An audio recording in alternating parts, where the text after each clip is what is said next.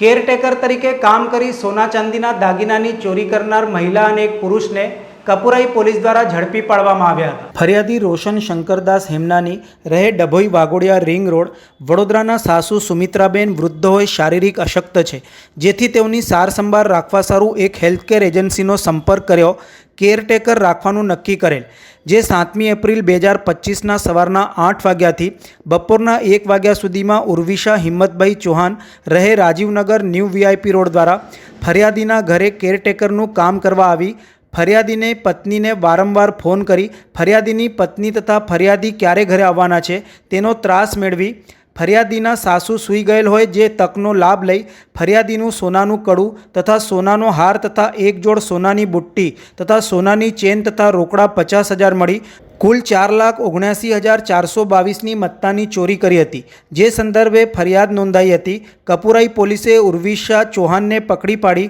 મહિલા પોલીસ કર્મચારીની હાજરીમાં પૂછપરછ કરતા શરૂઆતમાં ગુનાની કબૂલાત ન કરતી હોય, પરંતુ યુક્તિ પ્રયુક્તિથી પૂછપરછ કરતા ભાંગી પડેલ તથા ગુનાની કબૂલાત કરેલ। સાથે જ પોલીસે દીપક સોલંકીની પણ ધરપકડ કરી હતી। પોલીસે ₹4,79,422નો મુદ્દામાલ કબજે કરી અનડિટેક ગુનો ડિટેક્ટ કરી કાયદેસરની કાર્યવાહી હાથ ધરી હતી।